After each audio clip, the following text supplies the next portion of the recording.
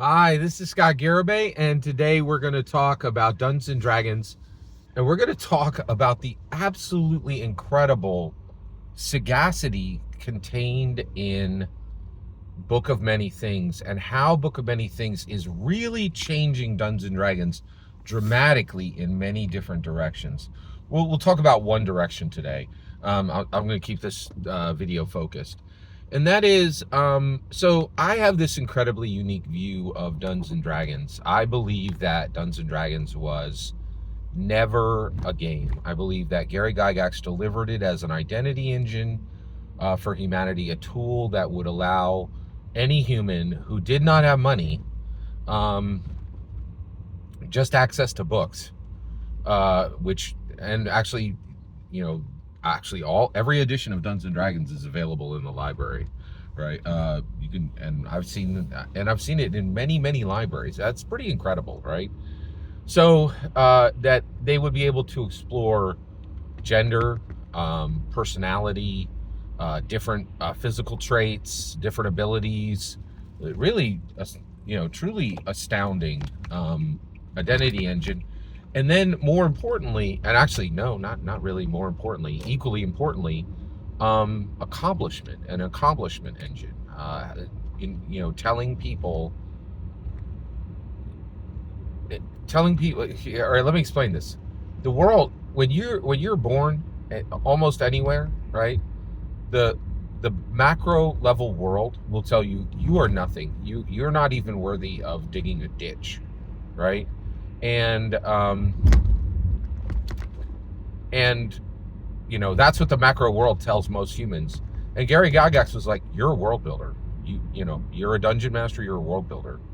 There's no end to the purview of your interest. There's no end to your abilities, right? You're a world builder. The exact opposite of what the world would tell you. To dungeon performers, players, right? The world is like, you're nothing. You're nothing. The world, like, have you ever been here? Have you ever been like, you go right, you go left, people are not helpful. People call you like, as children, we call each other names, right? Like, children could be incredibly cruel, right? When I was young, my persecutors had two. They said I wore Bobo shoes, which are true. I did have garbage shoes, and it hurt, right? And they said I had big ears, which was also true. I had huge ears, right? But like, as children, we cut each other to shreds, right? Gary's like, nope, you're 12 years old. You need to know something about yourself right now as a Dungeons and Dragons player.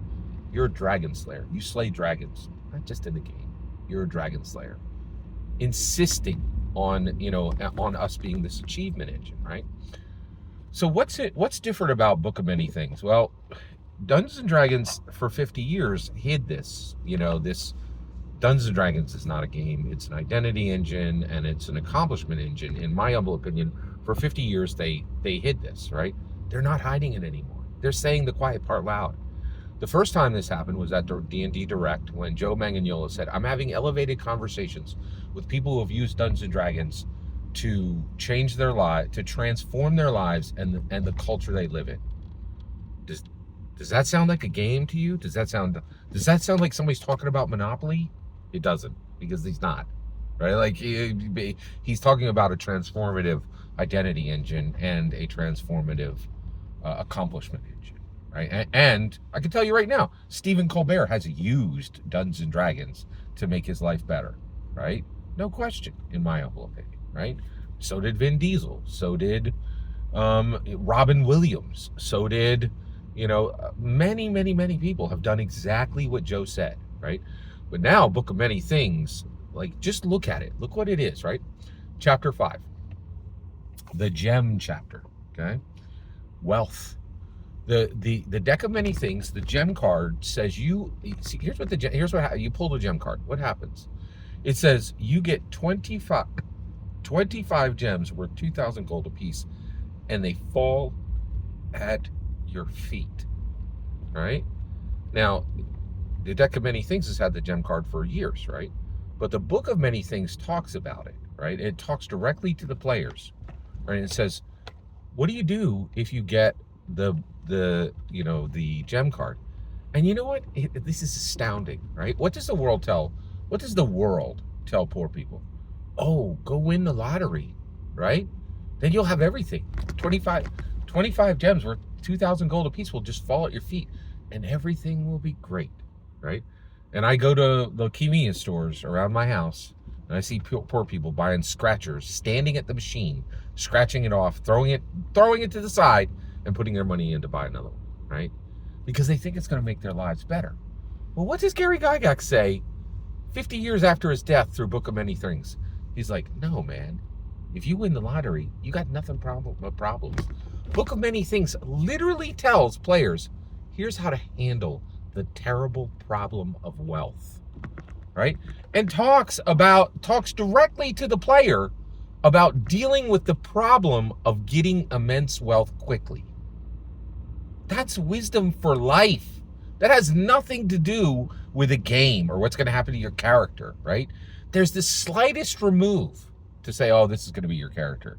But, you read the book for 5 minutes, and you're like, this is literally, they're talking about the terrible burden of wealth. This is incredibly deep. There's wisdom right here, right? And poor people don't get this. The world crushes them. It crushes them, right? But Gary's like, no, you're mine, right? And he said, if you pick up a DMG, a PHB, a monster manual, or any source book, I will change you. I will change you. I will teach you. I will protect you, right? And he's doing it today through Book of Many Things, right? Now, that wasn't written by him, but everybody who wrote it knows Gary's legacy to the nth, right? And they are doing powerful things to lift his legacy up, protect it, and put it in front of us. Book of Many Things is overtly saying, we're going to give you wisdom for actual general life. It's incredible. It is absolutely incredible. And so in my humble opinion, Dungeons & Dragons is no longer hiding that it's a game. It's taking slowly, step by step, because the world is still not fully ready, right? But the world is getting ready, as every institution we have is no longer trusted, right? But Gary's legacy is trusted and valued and growing, right? And so in my humble opinion, Dungeons & Dragons, they are absolutely not, Hasbro D&D, Wizards of the Coast, they're not even hiding it anymore. It's super clear that Dungeons & Dragons is far more a game, in my humble opinion. And we're getting very close. And I think maybe year 50 will be it, where and actually, I don't think they're ever going to say they can't say to the public, Dungeons & Dragons is an identity engine, an accomplishment engine, right?